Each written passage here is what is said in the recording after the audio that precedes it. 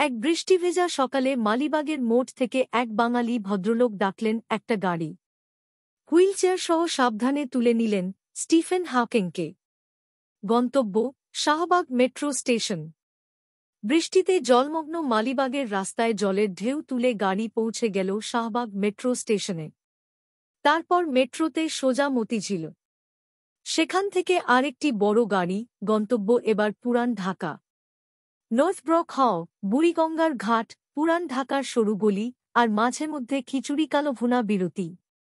এই দুই মহাজ্ঞানীর আড্ডা জমে উঠল মহাবিশ্ব আর মৃত্যুর পরিণতি নিয়ে।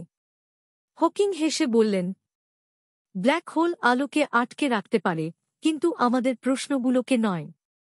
ভদ্রলোক মুচকি হেসে বললেন, যতক্ষণ না বিশৃঙ্খলা এসে ধরা দেয়।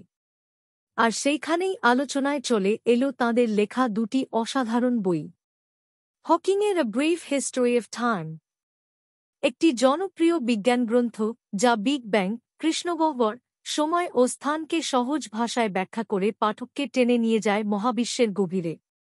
আর জামাল নজরুল ইসলামের the ultimate fate of the universe, একটি জটিল কিন্তু অনন্য কসমোলজিক্যাল গ্রন্থ যেখানে কঠিন গাণিতিক বিশ্লেষণের মাধ্যমে বোঝানো হয়েছে মহাবিশ্বের শেষ পরিণতির সম্ভাব্য চিত্র। একটি বই আপনাকে কল্পনার সীমানায় নিয়ে যায়, আরেকটি বই আপনাকে বসায় গবেষণাগারের ডেস্কে, তুলির বদলে হাতে দেয় সমীকরণ। একাডেমিক অবদানের দিক থেকে জামাল ইসলামের বইটি গবেষক ও বিজ্ঞানীদের মাঝে বেশি সম্মানিত, যদিও হকিংয়ের বইটি বিশ্বজুড়ে জনপ্রিয়তা পেয়েছে। কিন্তু এখানেই প্রশ্ন, কে ছিলেন এই বাঙালি ভদ্রলোক যিনি হকিংয়ের সফরসঙ্গী হয়ে উঠলেন পুরান ঢাকায়? হ্যাঁ, জামাল নজরুল ইসলাম। চট্টগ্রামের সন্তান, অক্সফোর্ড আর কেমব্রিজের ছাত্র, যার চিন্তাভাবনার গতি আলোর থেকেও তীব্র। তিনি ছিলেন সেই বিজ্ঞানী যিনি সময়ের গতি আর মহাবিশ্বের মৃত্যু নিয়ে লিখেছিলেন এমন এক বই যা সময়ের সীমানা পেরিয়ে আজও আলো ছড়ায়।